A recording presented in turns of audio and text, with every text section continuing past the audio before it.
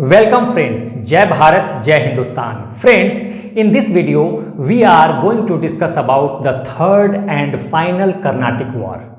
पिछले दो वीडियोस में हम first and second Carnatic Wars को देख चुके हैं और आज का हमारा टॉपिक है तीसरा और अंतिम कर्नाटक युद्ध। ये बताने की ज़रूरत नहीं है कि कर्नाटक युद्ध ब्रिटिशर्स और फ्रांसीसियों के बीच लड़े गए थे दक्षिण भारत के क्षेत्र में। ठीक है, B stands for Britishers and F stands for French. तो इन्हीं दोनों के बीच ये कर्नाटक युद्ध हुए थे। 3 कर्नाटक युद्ध हुए थे, तीसरा आज का हमारा टॉपिक है। 2 कर्नाटक युद्धों को हम पढ़ चुके हैं। ठीक है, और कर्नाटक युद्ध का लोकेशन क्या था ये भी मैंने आपको बताया था। तो कर्नाटक युद्ध जो था उसका लोकेशन ये था, इसी क्षेत्र में ये कर्नाटक युद्ध जो है ये लड़े गए थे। देखिए, यूरोपियंस जो थे ना वो कोरोमंडल तट और इसके अंदरूनी भागों को कहा करते थे कर्नाटक। आज के कर्नाटक की बात करें तो वो इधर होगा मालाबार तट की तरफ, जबकि उस समय का कर्नाटक ये था। इसलिए आपको कंफ्यूज नहीं होना है, जब भी कर्नाटक वॉर्स की बात हो तो आपका लोकेशन ये होगा, क्योंकि उस समय का कर्नाटक यही था। किस तरफ? कोरोमंडल तट की तरफ। ठीक है, कोरोमंडल तट की तरफ। आज हमारा जो कर्नाटक है वो इधर मालाबार तट की तरफ है। तो ये हम सब कुछ जान चुके थे। आखिर इन कर्नाटक युद्धों की ज़रूरत क्यों पड़ी फ्रांसीसी और ब्रिटिशर्स को इन कर्नाटक युद्धों को लड़ने की? तो देखिए, हुआ क्या था कि आपको पता है कि 4 प्रमुख यूरोपीय देश भारत आए थे। सबसे पहले पुर्तगाली आए, पी स्टैंड्स फॉर पोर्टुगीज, उसके बाद डच आए यानी नीदरलैंड वाले, फिर ब्रिटिशर्स आए और फाइनली फ्रेंच आते हैं। ये 4 प्रमुख यूरोपीय देश थे जो भारत आती हैं व्यापार के उद्देश्य से, समुद्री मार्ग से। वैसे तो अगर देखें तो ब्रिटिशर्स के बाद डेनिश भी आए यानी डेनमार्क वाले आए, और फिर फ्रेंच आए, और फ्रांसीसियों के बाद स्वीडन भी आया। लेकिन उनके बारे में हमें कुछ पढ़ना नहीं है, उनका इतना प्रभाव नहीं रहा भारत की राजनीति पे, भारत के समाज पे। ठीक है, इन्हीं चारों देशों ने जो है वो अपना प्रभाव डाला भारत की राजनीति पे, भारत की सामाजिक व्यवस्था पे, भारत की धार्मिक व्यवस्था पे, भारत की आर्थिक व्यवस्था पे, सब पे इन्होंने प्रभाव डाला।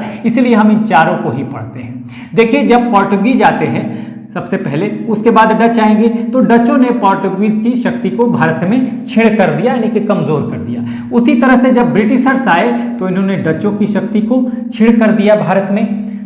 इस तरह से 2 यूरोपीय शक्तियां जो हैं वो भारत में कमजोर हो गई।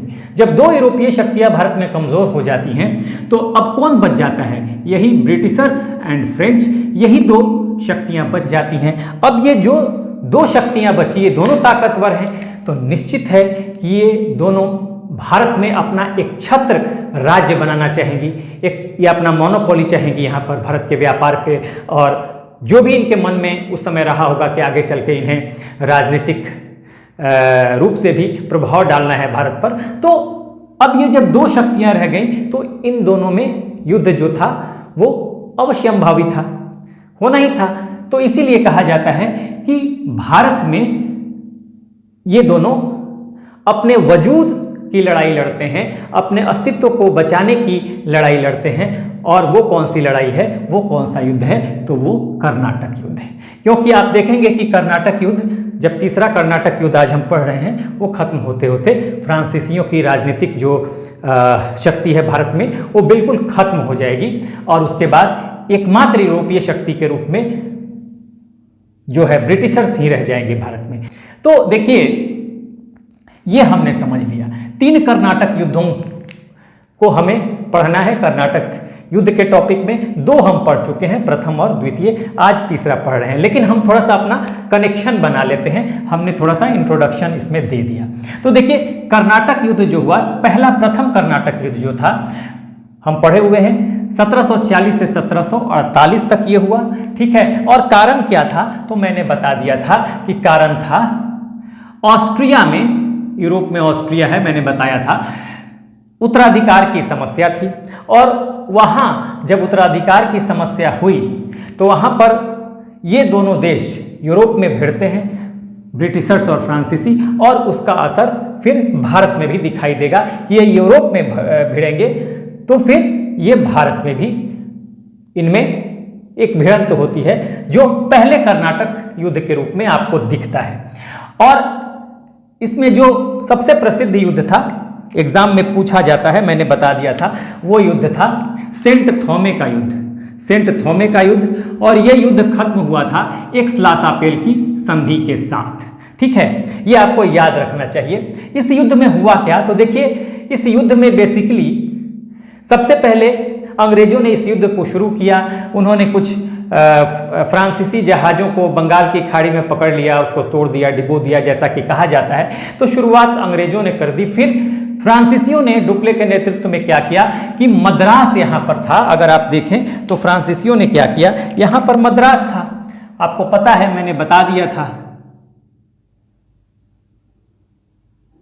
देखिए यहाँ पे मद्रास था, यहाँ पे मद्रास में कौन था, अंग्रेज। यहाँ पे मद्रास में थे अंग्रेज, और फ्रांसीसियों का जो हेडक्वार्टर था वो यहाँ पर था पौंडीचेरी में। यहाँ पर थे फ्रेंच, ठीक है ना, फ्रेंच थे। ये मैंने आपको बताया था। ये मद्रास है और ये पौंडीचेरी है। यहाँ पे अंग्रेज हैं मद्रास में, और यहाँ पे पौंडीचेरी हेडक्वार्टर से किसका, फ्रांसीसियों का। तो देखिए यहाँ पर हुआ क्या था कि बंगाल की खाड़ी में अंग्रेजों ने फ्रांसीसियों के कुछ जहाज को पकड़ लिया, उन्हें तोड़ दिया, डुबो दिया, जैसा कहा जाता है। तो ये युद्ध शुरू हो गया। तो अब क्या करेंगे फ्रेंच क्या करेंगे, जाएंगे और ये मद्रास को जाकर अपने नियंत्रण में ले लेते हैं, और यहीं से युद्ध शुरू हो जाता है। और इसमें कई फेज के युद्ध होंगे, छोटे मोटे झड़प होंगे। कई बार जो है मद्रास फिर अंग्रेजों के पास चला जाएगा, फिर फ्रांसीसियों के पास चला जाएगा, और अंत में क्या होता है कि फ्रांसीसी मद्रास को जीत लेते हैं। ठीक है, लेकिन फ्रांसीसी मद्रास को जीत लेंगे, लेकिन जब एक्स-ला-शापेल की संधि होगी तो एक्स-ला-शापेल की संधि के अनुसार फिर फ्रांसीसियों को मद्रास वापस करना पड़ता है, किसे, अंग्रेजों को। यानी कि मद्रास अंग्रेजों के पास था, और इसी मद्रास को लेकर लड़ाई शुरू हुई। इस पे पहले फ्रांसीसियों ने नियंत्रण किया, फिर अंग्रेजों ने फिर कैप्चर कर लिया, फिर फाइनली जाके फ्रांसीसी कैप्चर कर लेते हैं मद्रास को। लेकिन जब एक्स-ला-शापेल की संधि होगी तो मद्रास लौटाना पड़ता है अंग्रेजों को। कौन लौटाता है, फ्रांसीसी लौटा देते हैं अंग्रेजों को। तो इस तरह से जो है यहाँ पर मद्रास वापस कर दिया जाता है, और यथास्थिति बरकरार रहती है प्रथम कर्नाटक युद्ध में। यानी इसमें जो सिचुएशन है, जो युद्ध का निर्णय हुआ, वो एक तरह से अनिर्णित रहा। मद्रास अंग्रेजों के पास था, और फाइनली फिर फ्रांसीसी जो है अंग्रेजों को लौटा देते हैं मद्रास। ठीक है, तो ये बात हो गई कि यथास्थिति बरकरार थी पहले कर्नाटक युद्ध में। तो यहां से आपको बस ये ध्यान रखना होगा कि प्रथम कर्नाटक युद्ध शुरू कब हुआ, तो 46 में शुरू हुआ, 48 में खत्म हुआ।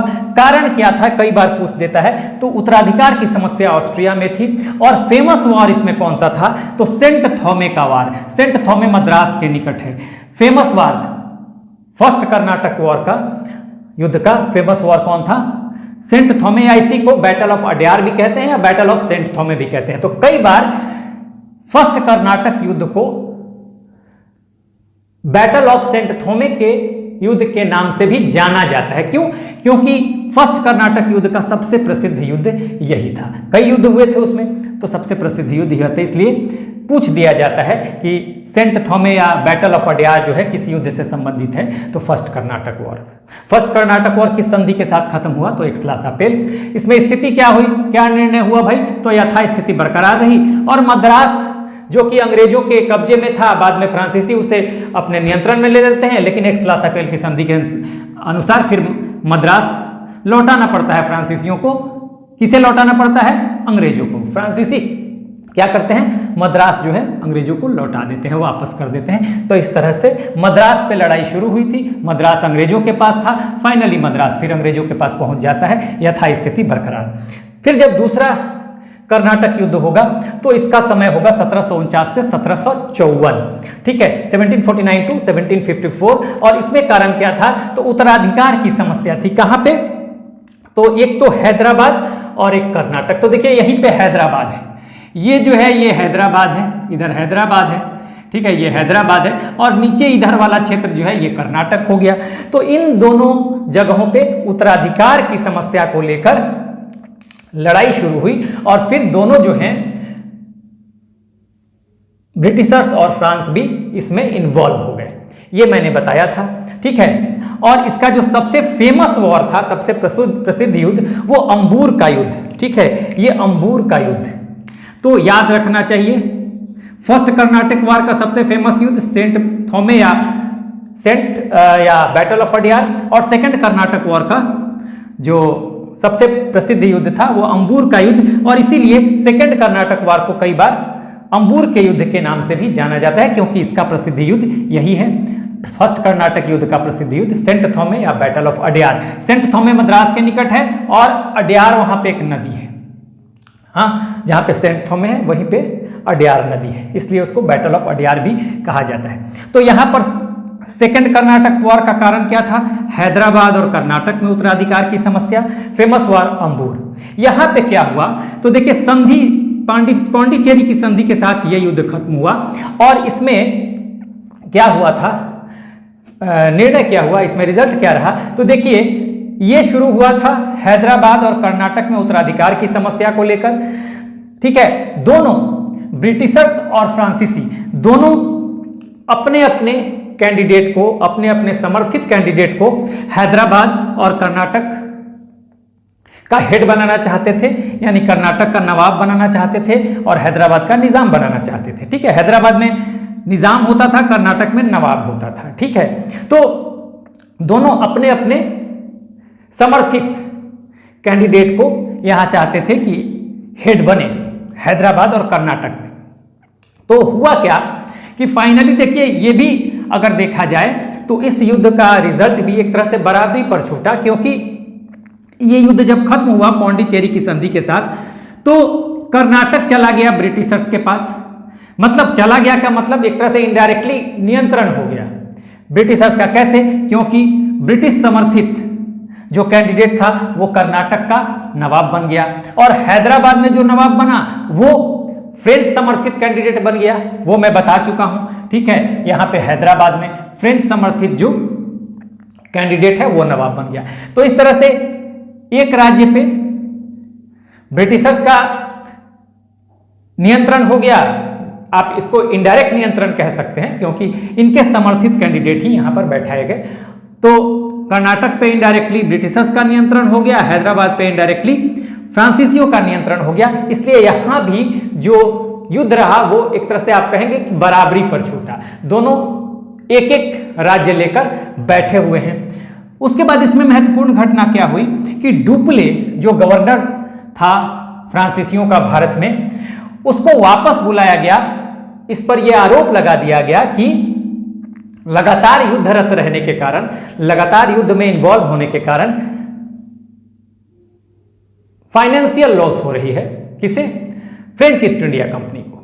तो इस पर फाइनेंशियल लॉस का आरोप लगाकर इसे वापस बुलाया गया, और डुप्ले की जगह दूसरा व्यक्ति जो गवर्नर बनकर आता है वो आता है गोडेहू, और यही गोडेहू आकर संधि जो पांडिचेरी की है इस पर हस्ताक्षर करेगा। यानी कि पांडिचेरी की संधि जो होगी वो फ्रांसीसियों की तरफ से कौन करेगा? डुप्ले नहीं करेगा, गोडेहू करेगा। ध्यान रखिएगा, ये आपको ध्यान रखना चाहिए, गोडेहू करेगा पांडिचेरी की संधि। पूछ दिया जाता है, ऐसा ना कि कभी पूछ दिया जाए एग्जाम में कि फ्रांसीसियों की तरफ से किसने हस्ताक्षर किया था पांडिचेरी की संधि पर भारत में, तो डुप्ले ने नहीं किया था, गोडेहू ने किया था। यही जब आएगा तो यहां ब्रिटिश अधिकारियों से बातचीत करके पांडिचेरी की संधि करेगा, और इस तरह से युद्ध समाप्त हो जाएगा। और इस संधि में यह भी कहा जाएगा कि भाई जो ब्रिटिशर्स और फ्रांसीसी हैं ये दोनों इस बात पे अग्री होंगे कि वो अब अपने व्यापार पर ध्यान देंगे भारत में, और they will not interfere in the internal political matters, basically internal and political matters of Indian states. मतलब भारत की राजनीतिक, भारतीय राज्यों के राजनीतिक व्यवस्था में, राजनीतिक मामलों में वो हस्तक्षेप नहीं करेंगे। ये ब्रिटिशर्स और फ्रांसीसियों ने इस संधि में तय किया। तो ये रिजल्ट हो गया। ये दोनों युद्ध जब खत्म हो जाते हैं तो आज हम पढ़ रहे हैं तीसरा कर्नाटक युद्ध। और थर्ड कर्नाटक वॉर क्या था भाई? इसका समय था 1756 से 1763। ठीक है, अब इसमें देखिए यही आज का हमारा टॉपिक है। तो यहां पर देखिए इसके कारणों की अगर हम बात करें तो देखिए ये शुरू हुआ था 7 ईयर्स वॉर यूरोप में शुरू हुए थे। 7 ईयर्स वॉर यानी कि सप्तवर्षीय युद्ध यूरोप में शुरू हुआ। तो यही कारण बना। देखिए तीनों का कारण यहां पर आपके सामने लिखा हुआ है। पहले का कारण ऑस्ट्रिया में उत्तराधिकार की समस्या, दूसरे युद्ध का कारण उत्तराधिकार की समस्या हैदराबाद और कर्नाटक में, ठीक है, ये हैदराबाद और यहाँ कर्नाटक में उत्तराधिकार की समस्या, इसके कारण। और तीसरा कर्नाटक युद्ध जो जिसके बारे में हम पढ़ने जा रहे हैं वो सप्तवर्षीय युद्ध यूरोप में शुरू होता है और वहां पर कई यूरोपीय देश आपस में भिड़ते हैं। तो फ्रांसीसी और ब्रिटिशर्स भी वहां पर भिड़ेंगे यूरोप में और उसका रिफ्लेक्शन फिर कहां पे दिखेगा? भारत में, ठीक है। तो ये 3 कर्नाटक युद्धों के कारण यहां पर लिखे हुए हैं, ठीक है। लेकिन देखिए ये तो हमने तात्कालिक कारण बता दिया, इसके अलावा एक महत्वपूर्ण कारण और था, उसको ध्यान रखिएगा। इन कारणों के अलावा अगर कर्नाटक युद्धों के कारण को देखा जाए तो ये भी आप लिख सकते हैं कि ब्रिटिशर्स और फ्रांसीसी दक्षिण भारत में अपने अपने समर्थित कैंडिडेट को डिफरेंट राज्य में बैठाना चाहते थे। नवाब के रूप में या निजाम के रूप में, मतलब एक तरह से स्टेट हेड के रूप में वो अपने अपने समर्थित कैंडिडेट को दक्षिण भारत में बैठाना चाहते थे। क्यों? क्योंकि देखिए वो चाहते थे कि दक्षिण भारत में भी उन्हें वो अच्छा व्यापार करें और उन्हें व्यापारिक सहूलियतें दक्षिण भारत में मिले। तो कौन देगा व्यापारिक सहूलियत? सहूलियत का मतलब कुछ स्पेशल टाइप ऑफ छूट मिल सकती है, स्पेशल कुछ विशेष छूट मिल सकती है इनको व्यापार में। टैक्सेस में छूट मिल सकती है या कुछ और छूट मिल सकता है या कुछ और प्रिविलेज मिल सकता है व्यापार में। तो वो कौन देगा? वो यहाँ के जो हेड होंगे डिफरेंट, जो यहाँ पर हैदराबाद हो गया, कर्नाटक हो गया, या और भी राज्य हो गए, तो वहां पे अगर इनके समर्थित कैंडिडेट होंगे उस राज्य के हेड के रूप में, तो वो इनको सहूलियत प्रदान करेंगे। जैसे कि अगर ब्रिटिशर्स का समर्थित कोई कैंडिडेट किसी राज्य का हेड है तो वो ब्रिटिशर्स को छूट देगा। फ्रांसीसियों का जो समर्थित कैंडिडेट है किसी राज्य का अगर हेड है तो वो फ्रांसीसियों को कुछ व्यापारिक सहूलियतें देगा। तो ये एक और महत्वपूर्ण कारण है कि दोनों अपने अपने फेवरेबल कैंडिडेट को दक्षिण भारत के राज्यों में स्टेट हेड के रूप में बैठाना चाहती थी ताकि इन्हें व्यापारिक सहूलियतें मिल सके और ये अपना व्यापार दक्षिण भारत में बढ़ा सके। तो ये भी एक कारण था, आप लिख सकते हैं इन तीनों के तात्कालिक कारणों के अलावा, ठीक है। तो ये हो गया। तो हम पढ़ रहे हैं थर्ड कर्नाटक वॉर, और मैंने बताया कि थर्ड कर्नाटक वॉर का कारण जो था सप्तवर्षीय युद्ध। कहां पे? यूरोप में। यूरोप में जब सप्तवर्षीय युद्ध होता है तो यूरोप के कई देश आपस में भिड़ते हैं। वहां फ्रांस और ब्रिटेन भी भिड़ते हैं ये दोनों आपस में। तो उसका रिफ्लेक्शन फिर भारत में दिखेगा थर्ड कर्नाटक वॉर के रूप में। ये मैं बता चुका हूं आपको, ठीक है। इसमें फेमस युद्ध जो है वो वांडीवॉस का युद्ध है, अभी हम देखेंगे इसको। और ये पेरिस की संधि के साथ खत्म हुआ था, ठीक है। पेरिस की संधि के साथ खत्म हुआ था और भारत में फ्रांसीसियों की राजनीतिक शक्ति यहां पर खत्म हो गई थी। यही तीनों युद्ध था। तो आज हम जो तीसरे युद्ध को पढ़ने जा रहे हैं, यहां पर देख लीजिए, ज्यादा कुछ नहीं है, थोड़ा बहुत जानना है। तो यहां पर हमने देख लिया कि थर्ड कर्नाटक वॉर का समय जो है वो 1756 टू 1763 है, ठीक है। और कारण क्या था? 7 ईयर वॉर यूरोप में शुरू हुए, सप्तवर्षीय युद्ध। तो वहां फ्रांसीसी और ब्रिटिशर्स भिड़े, तो फिर उसका रिफ्लेक्शन थर्ड कर्नाटक वॉर के रूप में भारत में दिखता है। तो यहां पे हुआ क्या, देखिए अब यहां से समझिएगा। दूसरे कर्नाटक युद्ध में जब डुप्ले की वापसी हो जाती है और गोडेहू आता है, ठीक है, और पौंडीचेरी की संधि हो जाती है यहां पर, तो गोडेहू का जो कार्यकाल होता है भारत में वो 1754 से 1755 तक का है। उसके बाद फिर एक और व्यक्ति आता है लिडिट, 1755 टू 1758 तक ये रहता है, ठीक है। और फिर उसके बाद भेजा जाता है काउंट डी लाली को। काउंट डी लाली यही मेन जो है, यही है पर्सनालिटी जिसको कि हम थोड़ा सा देखेंगे।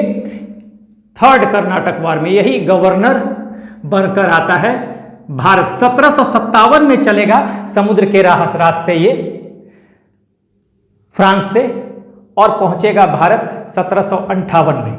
ठीक है, 12 महीने की समुद्री यात्रा तय करके निकलेगा। लेकिन देखिए जब ये आता है तो उस समय एक बात समझिएगा कि जब ये आता है उस समय एक बड़ी घटना हो चुकी है। 1757 में पलासी की लड़ाई अंग्रेज जीत चुके हैं। 1757 में पलासी की लड़ाई अंग्रेज जीत चुके हैं यहां बंगाल के क्षेत्र में। ठीक है, पलासी की लड़ाई जीत चुके हैं और इस तरह से बंगाल में इन्होंने अपनी स्थिति को बहुत मजबूत कर लिया है और बंगाल के में जो पलासी है यहां पर इनका नियंत्रण स्थापित हो गया है। तो इनको काफी यहां से रिसोर्सेज भी मिल रहे हैं, संसाधन भी मिल रहे हैं, धन भी मिले। ठीक है, तो अब इनकी स्थिति फाइनेंशियली बहुत मजबूत हो गई है। ठीक है, किसकी? अंग्रेजों की। आगे हम पढ़ेंगे पलासी का युद्ध। ठीक है, तो काउंट डिलैली जब 1758 में आता है, उसके पहले 1757 में अंग्रेज बंगाल में एक तरह से इन कर चुके हैं पलासी की लड़ाई जीतकर और आर्थिक रूप से बहुत मजबूत स्थिति में पहुंच गए हैं फ्रांसीसियों के मुकाबले। लेकिन जब देखिए यहां पर काउंट डिलैली आता है तो ये थोड़ा अनुभव में कम था। ठीक है, अनुभव कम था इसको। आते ही इसने मद्रास के पास कडलोर एक जगह है, वहीं पे फोर्ट सेंट डेविड था अंग्रेजों का, एक फोर्ट था फोर्ट सेंट डेविड। ये फोर्ट सेंट डेविड पे आते ही तुरंत कब्जा कर लेगा। कौन? काउंट डिलैली। ठीक है, यहीं पे मद्रास के पास फोर्ट सेंट डेविड पे कब्जा कर लेगा। अब कब्जा कर लेगा तो इसका कॉन्फिडेंस बहुत ज्यादा बढ़ जाएगा। ये जब कब्जा कर लेगा सोचेगा चलो भाई अन्य जगहों पे भी हम कब्जा करते हैं। आनन फानन में ये क्या करेगा कि तंजाउर पे, यहाँ पे तंजाउर है, देखिएगा यहाँ पे तंजाउर है, हाँ, और मद्रास, फिर मद्रास पे आते ही फिर मद्रास जो अंग्रेजों का यहाँ पे क्षेत्र है, मद्रास पे भी हमला कर देगा। लेकिन ये दोनों जगह फिर असफल हो जाता है क्योंकि देखिए इनको अनुभव की कमी है, इसको ये पता नहीं है। चलो भाई आया और बाई फ्लूक ये जीत लेता है फोर्ट सेंट डेविड को। ठीक है, तो इसको लगता है कि ये भी जीत लेंगे, लेकिन तब तक पलासी की लड़ाई जीतकर अंग्रेज बहुत मजबूत स्थिति में हैं और उनकी नौसेना भी बहुत मजबूत है। ठीक है ना, तो ये तंजाउर और मद्रास पे जब हमला करता है तो दोनों जगह असफल हो जाता है। तब अंग्रेजों को लगता है कि भाई बहुत हो गया, हाँ, अब जो है फाइनल जो है रिजल्ट का वक्त आ गया है। अब फ्रांसीसियों को फाइनली खत्म करना पड़ेगा भारत से। तो फाइनल बैटल में ये कहां भिड़ते हैं? वांडीवास की लड़ाई होती है। वांडीवास की लड़ाई होती है और यहां पर ब्रिटिश सेना को लीड कर रहा है। इस लड़ाई में ब्रिटिश सेना को लीड करने वाला, ब्रिटिश सेना का नेतृत्व कर रहा है, कौन कर रहा है?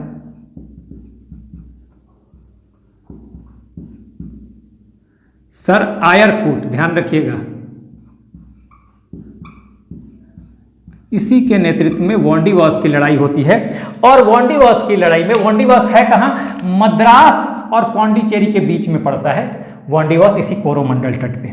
ठीक है, तो यहां पे वांडीवास की लड़ाई होगी और जिसमें पूरी तरह से फ्रांसीसियों के पांव उखड़ जाएंगे। और ये लड़ाई देखिए आती है 1760 में वांडीवास की लड़ाई होती है और जिसमें ब्रिटिशर्स की विक्ट्री होती है। ब्रिटिशर्स इसमें जीतेंगे सर आयरकूट के नेतृत्व में। देखिए नेतृत्व किसका है? ब्रिटिश सेना का नेतृत्व कर रहा है सर आयरकूट, ध्यान रखिएगा। तो ब्रिटिशर्स जो है इनकी विक्ट्री होती है और ये तमाम जो इनके महत्वपूर्ण क्षेत्र हैं फ्रांसीसियों को के, उसको ये जीत लेते हैं, अपने नियंत्रण में ले लेते हैं। कौन? ब्रिटिशर्स। जैसे देखिए फोर्ट सेंट डेविड इन्होंने कब्जा किया था, ये जीत लेंगे। उसके बाद जिंजी यहाँ पे है, यहाँ पे जिंजी पड़ेगा इसी तरफ, तो जिंजी जीत लेंगे। माहे इस तरफ पड़ेगा, माहे जीत लेंगे। पौंडीचेरी यहाँ है ही, पौंडीचेरी इनका हेडक्वार्टर्स था, इस पे कब्जा हो जाएगा। यहाँ पे कराईकल है, कराईकल भी इनके कब्जे में आ जाएगा। तो इस तरह से जितने भी दक्षिण भारत में फ्रांसीसियों के क्षेत्र थे या जिस पर फ्रांसीसियों ने कब्जा किया हुआ था उसको अंग्रेज अपने नियंत्रण में ले लेंगे। ठीक है, ठीक है। हालांकि देखिए ये क्षेत्र फिर, ये जो क्षेत्र हैं ये फिर फ्रांसीसियों को वापस कर दिया जाएगा।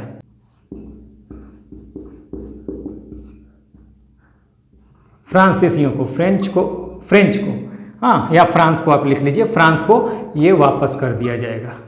ये क्षेत्र फ्रांस को वापस दे दिए जाएंगे, लेकिन ये शर्त लगाई जाएगी कि अब फ्रांस जो है वो भारत में राजनीति नहीं करेगा, वो उनके सेटलमेंट रहेंगे, बस अब यहाँ वो व्यापार कर सकते हैं। ठीक है, तो इस तरह से थर्ड कर्नाटक युद्ध का जो रिजल्ट रहा उसमें देखेंगे कि थर्ड कर्नाटक युद्ध के बाद फ्रांसीसियों की भारत में राजनीतिक शक्ति जो है वो खत्म हो जाती है और इन 4 शक्तियों में से सिर्फ अब ब्रिटिशर्स बच जाते हैं एकमात्र यूरोपीय शक्ति के रूप में। एकमात्र यूरोपीय शक्ति के रूप में कौन बच जाएगा? ब्रिटिशर्स बच जाएंगे। ठीक है, तो इस तरह से देखिए ये जो युद्ध समाप्त होगा थर्ड कर्नाटक वार, यहां पे मैंने लिख दिया है कि थर्ड कर्नाटक वार 1700 टाइम क्या है 1756 से 1763। कारण 7 ईयर वार कहां पे? यूरोप में। फेमस वार इसका वांडीवास जिसकी मैंने चर्चा की है। 1760 में अंग्रेजों ने आयरकूट के नेतृत्व में फ्रांसीसियों को हराया था और यहां पर फेमस युद्ध वांडीवास है। संधि जो हुई थी पेरिस की संधि के साथ ये खत्म होता है और भारत में फ्रांसीसियों की राजनीतिक शक्ति यहाँ पे खत्म हो जाएगी। कहा जाएगा कि अब आप रहिए, आपके जो सेटलमेंट हैं ये हम लौटा देते हैं, यहाँ पे रहिए आप और आप व्यापार कीजिए। ठीक है, ये वापस हो जाएगा। अब ये लिख सकते हैं वापस केवल व्यापार के उद्देश्य से। वापस किसे? फ्रांसीसियों को केवल व्यापार के लिए, केवल व्यापार के लिए इनको लौटाया जाएगा और इस तरह से फ्रांसीसियों की राजनीतिक सत्ता भारत में खत्म हो जाएगी और एकमात्र यूरोपीय शक्ति के रूप में, एकमात्र यूरोपीय शक्ति के रूप में कौन रह जाएगा भारत में? एकमात्र यूरोपीय शक्ति के रूप में भारत में रह जाएंगे ब्रिटिशर्स। तो इस तरह से 4 प्रमुख यूरोपीय देशों में से 3 प्रतिद्वंद्वियों को पछाड़ते हुए कर्नाटक युद्ध के बाद ब्रिटिशर्स एकमात्र यूरोपीय ताकत के रूप में भारत में उभर के आते हैं। ठीक है, तो यहां तक देखिए, बस एक चीज और समझ लीजिए कि ये तो इन्होंने लौटा दिया। एक क्षेत्र जो बंगाल में पलासी का जब युद्ध हुआ था तो बंगाल में फ्रांसीसियों का एक क्षेत्र था चंद्रनगर। ठीक है, चंद्रनगर जो था वो फ्रांसीसियों का एक क्षेत्र था बंगाल में। तो सिर्फ चंद्रनगर को अंग्रेजों ने नहीं लौटाया था, क्योंकि बंगाल में थे ये, तो बंगाल में इनका एक तरह से अपने आप को ये जमा चुके थे पलासी के युद्ध के बाद, तो इन्होंने चंद्रनगर को नहीं लौटाया, बाकी इन क्षेत्रों को पहले कब्जा किया और फिर लौटा दिया फ्रांसीसियों को केवल व्यापार के उद्देश्य से और कहा कि अब आप यहाँ पे अपनी सेना नहीं, देखिए राजनीतिक शक्ति खत्म करने का मतलब क्या? अब आप यहाँ पर अपनी आर्मी भी नहीं रख सकते हैं, सेना नहीं रख सकते हैं। ठीक है, तो अब बिल्कुल खत्म हो गए फ्रांसीस यहां से। तो इस तरह से थर्ड कर्नाटक वार जो है वो फ्रांसीसियों को भारत से एक तरह से खत्म कर देता है, उनकी राजनीतिक शक्ति को खत्म कर देता है भारत से। तो यहां पर देखिए हमने जो देखा है अभी तक, यहां पर जो आपके याद करने की बातें हैं, पहली बात की भाई कर्नाटक युद्ध किसके किसके बीच हुए? तो ब्रिटिशर्स और फ्रांसीसियों के बीच। लोकेशन मैंने बता दिया। उस समय का कर्नाटक जो था, जब कर्नाटक युद्ध हो रहे थे, इस तरफ था यूरोपीय कोरोमंडल तट और उसके अंदरूनी भागों को कहा करते थे कर्नाटक। तो लोकेशन यही था। आज का कर्नाटक इधर मालाबार तट की तरफ, उस समय का कर्नाटक इधर कोरोमंडल तट की तरफ। फर्स्ट कर्नाटक वार मैंने बता दिया। यहां से देखिए मिलाने के लिए, मैच करने के लिए भी आ जाता है। तो बहुत इंपॉर्टेंट, ये टेबल बहुत इंपॉर्टेंट है। सब कुछ इस टेबल में आप पढ़िएगा और सब कुछ इस टेबल में देख लीजिएगा, एक बार में सब कुछ क्लियर हो जाएगा। तो यहां पे मैंने बता दिया भाई मोस्ट इंपॉर्टेंट कारण क्या था फर्स्ट कर्नाटक युद्ध का? तो ऑस्ट्रेलिया में उत्तराधिकार की समस्या। सेकंड कर्नाटक युद्ध का तो उत्तराधिकार की समस्या हैदराबाद और कर्नाटक में। और थर्ड कर्नाटक युद्ध का कारण तो 7 ईयर्स वॉर इन यूरोप। उसी तरह से फर्स्ट कर्नाटक युद्ध को में जो फेमस युद्ध था या जिसके नाम से जाना जाता है सेंट थॉमे या battle of Adyar. Second Karnataka युद्ध को अंगूर के युद्ध के नाम से जाना जाता है और थर्ड कर्नाटक युद्ध का फेमस युद्ध जो है वो वांडीवास है। ठीक है, ये है। तीनों युद्ध की संधियां जो है कुछ भी मिलाने के लिए दे सकता है। तो ये ट्रीटी ऑफ एक्स-ला-सापेल के साथ खत्म होता है फर्स्ट कर्नाटक वार, ये ट्रीटी ऑफ पौंडीचेरी के साथ, और तीसरा और final Karnataka war treaty of Paris के साथ खत्म होगा। यहाँ पे क्या हुआ, यथास्थिति बरकरार रही।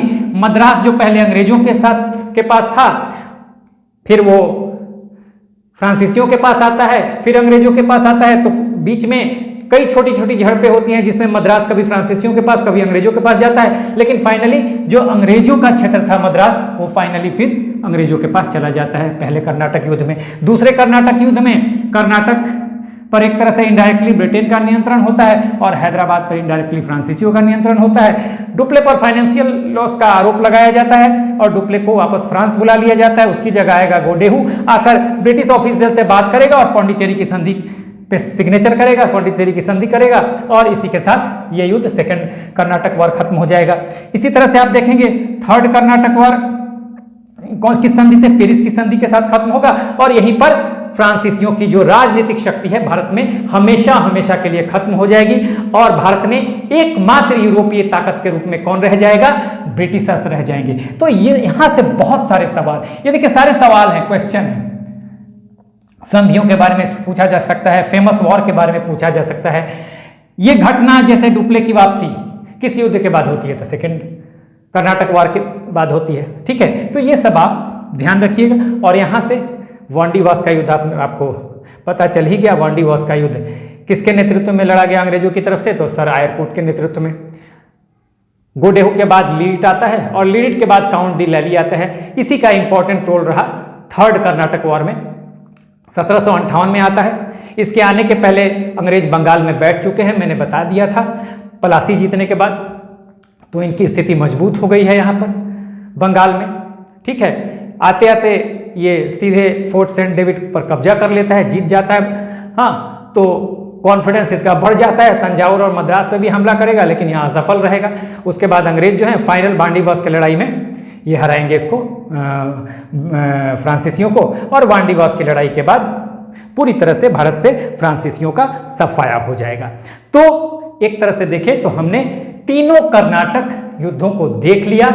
लोकेशन जरूर आप याद रखिएगा, मैं बार बार जब भी कर्नाटक की बात हो आप आज के कर्नाटक को दिमाग में मत रखिएगा। कर्नाटक युद्ध इधर हुए थे। तो इस तरह से हमने थर्ड कर्नाटक युद्ध के साथ कर्नाटक वॉर का जो टॉपिक था एक तरह से वो हमने पूरी तरह से खत्म कर लिया। फिलहाल आप एक लीजिए screenshot. So this is the end of the video. Do like, share and subscribe. Take care. Keep smiling. Jai Hind.